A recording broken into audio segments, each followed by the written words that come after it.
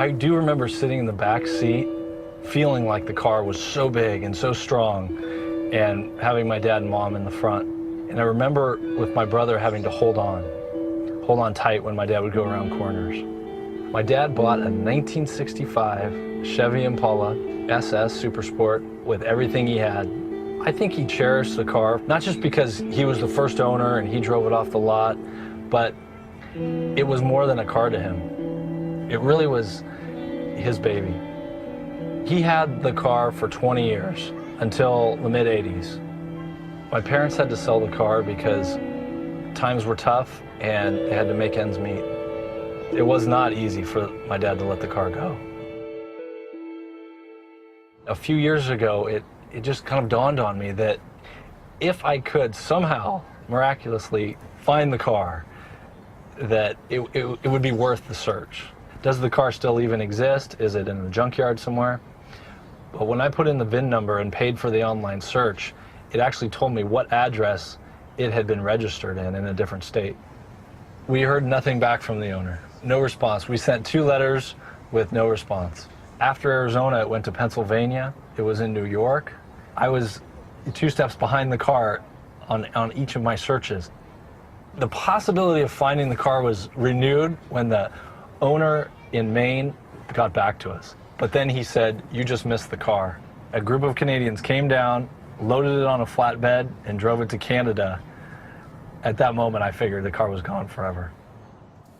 1965 Chevy Impala. I told my wife, my brother and I decided that we're going to pay the private investigator. She gave me a look, basically, "You guys are crazy." And she said, "Why don't you just do one more of your general online searches?" And it was about 11 o'clock at night, and I sat down and I typed in the words, and the first hit said 1965 Chevy Impala SS 396 for sale, Montreal, Quebec. My heart dropped. I called the dealer, confirmed the VIN number that it was the actual car, and bought it over the phone. Gotta give her gas. Okay, that sounds so good. I actually may be keeping this for myself. It's just amazing that it's almost 30 years that I used to sit back here. It's incredible. It's like a time machine. So now that we have the car, we've been planning to give it to my dad as a surprise. He has no idea that we've searched for it, and it's going to be the surprise of his life, I think. He will see the car, and he will just say, "That's my Chevy." I know he will.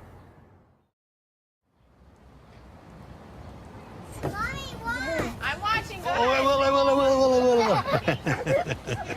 All right, good job. Whoa. All right, Kate, can you do that? That one? Yeah. Let's Really all low. catch you. Come really low. Okay, I got you. Oh, no. What the hell? Dear God. That's my old Chevy. We got it, Pop. You're kidding me. Really? Yeah. Here, come on. Really? No. Yeah. God, I'm gonna have a heart attack. Where'd you get it? We found it. We found it. I can't talk. I know. It's okay. It took 5 years. Really? Dear me. It's all good now. We found it. Wow. Wow. Papa, I'm just stunned. look at the back of the light. I just don't even know what to say. And it's the same. Yeah, It's the same. Automatic. Oh, they changed the mufflers. Wow. Give it a little gas. Wow, gee, I can't even believe this is for real.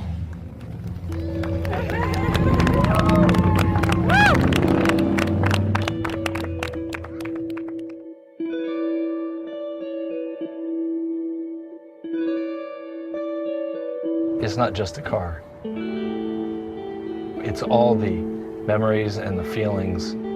It brings all that back.